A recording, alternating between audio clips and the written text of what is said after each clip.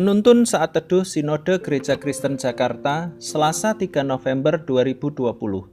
Jangan mengingini milik orang lain. 1 Raja-Raja 21 ayat 1-16.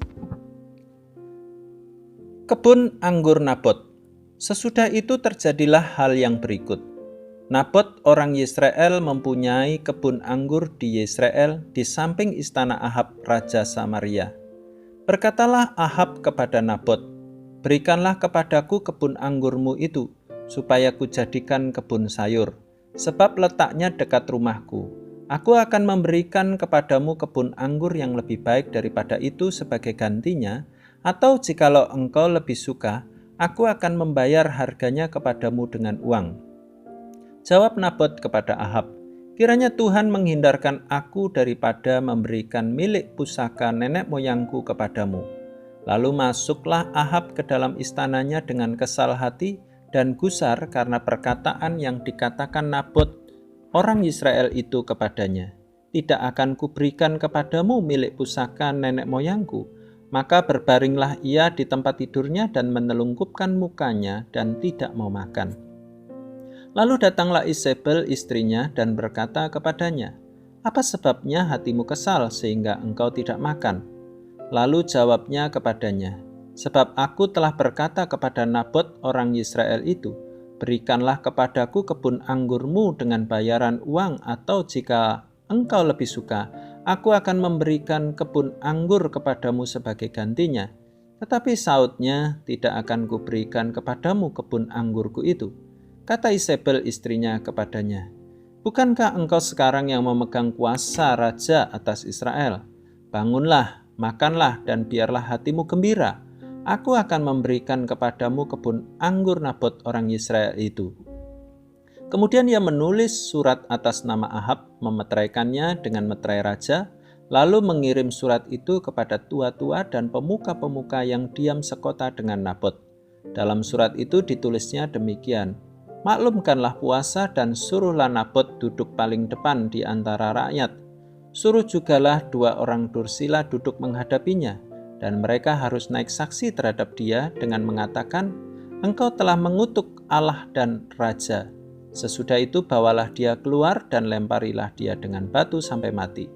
Orang-orang sekotanya, yakni tua-tua dan pemuka-pemuka yang diam di kotanya itu melakukan seperti yang diperintahkan Isabel kepada mereka, seperti yang tertulis dalam surat yang dikirimkannya kepada mereka. Mereka memaklumkan puasa dan menyuruh Nabot duduk paling depan di antara rakyat. Kemudian datanglah 2 orang, yakni orang-orang dursila itu, lalu duduk menghadapi Nabot. Orang-orang dursila itu naik saksi terhadap Nabot di depan rakyat, katanya, "Nabot telah mengutuk Allah dan Raja."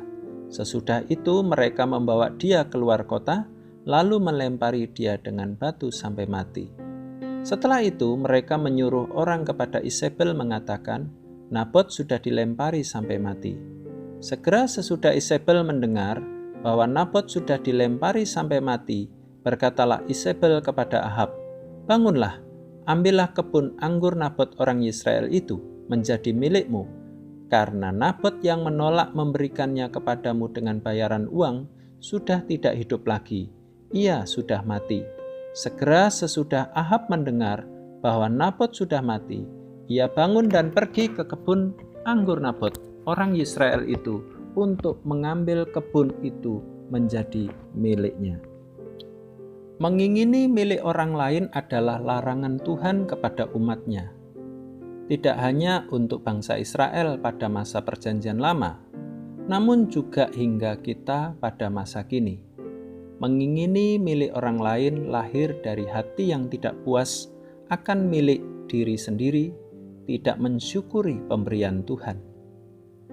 Kisah Ahab dalam nas ini hendak menjelaskan tentang keinginan hatinya untuk mengambil milik orang lain. Dia merebut kebun anggur Nabot dengan paksa dan licik. Hal ini dilakukan karena hatinya yang tidak puas akan apa yang telah dimilikinya, serta tidak ada rasa syukur kepada Tuhan. Ahab marah kepada Nabot karena negosiasinya ditolak. Seharusnya Ahab bisa menerima sikap penolakan Nabot tersebut, karena kebun anggur yang dimilikinya adalah satu-satunya warisan keluarganya.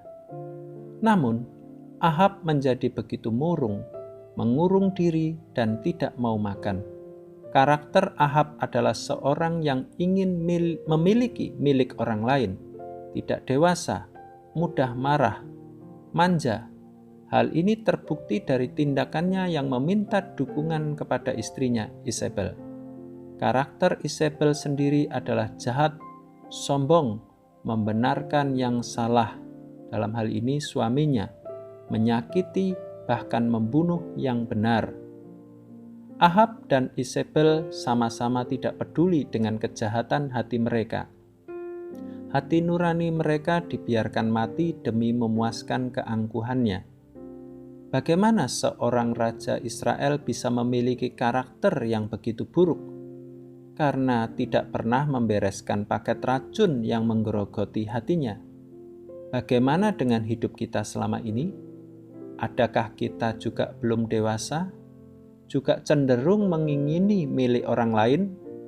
Paket racun yang menggerogoti hati kita akan membuat kita angkuh, bahkan menghalalkan segala cara demi mendapatkan milik orang lain. Milik orang lain itu bisa saja jabatan, tanggung jawab, harta, karya, keluarga, dan sebagainya yang sangat ingin kita miliki. Tentu, sikap dan tindakan ini tidak sesuai dengan hati Kristus. Roh Kudus yang memenuhi kita akan senantiasa menolong dari dalam hati kita untuk memiliki hati Kristus yang penuh kasih, rasa syukur, rasa cukup. Hati seperti Kristus yang dialirkan oleh Roh Kudus ke dalam hidup kita, sehingga semakin hari yang kita miliki adalah hati yang penuh kasih, penuh rasa syukur, penuh rasa cukup. Hati kita tidak lagi ingin mengingini milik orang lain, melainkan ingin memberikan apa yang ada pada kita kepada orang lain. Kunci untuk tidak lagi mengingini milik orang lain adalah hati Kristus yang adalah ada pada kita.